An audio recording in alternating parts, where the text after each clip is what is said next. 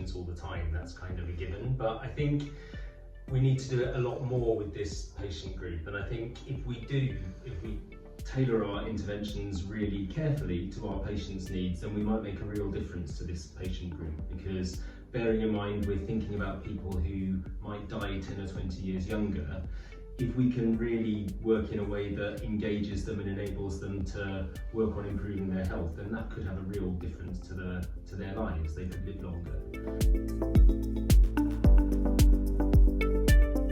I think there are various ways in which we can change what we do. So in my practice, I know that there are patients who like to be seen first thing in the morning because they don't like being out and about later in the day. I also have patients who don't like to be seen before mid-afternoon because that suits their sort of sleep cycle. Some patients, for example, on certain medicines, really struggle to get up in the mornings. Some people with severe mental health problems, their sleep-wake cycle can be sort of the wrong way round, so they really don't get up till later in the day. So sort of bearing in mind things like that around appointment times is really helpful.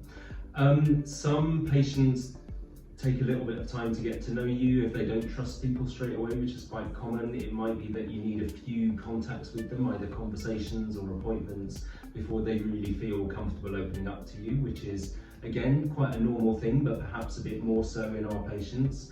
Sometimes having someone with them at the appointment would be really helpful. So if they've got a carer or a friend who comes to appointments with them, having them there will really help them to feel comfortable enough to talk to you about their health.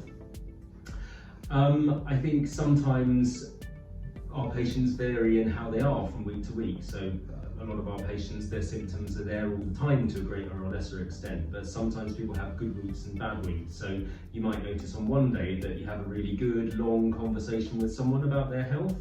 You might notice the next week they can't really manage to speak for so long, they might be a bit more distracted or not feeling up to it. And you might end up saying, look, should we leave it there for this week and try again next week? Or shall we have shorter appointments and maybe space them out a bit? So there are sort of various ways in which you can be flexible that really, really help this group in my experience.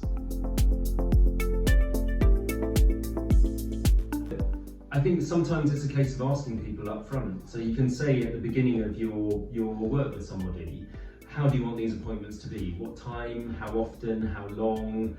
Do you want to do some of them by phone? Do you want anyone else there? So you could just ask people up front.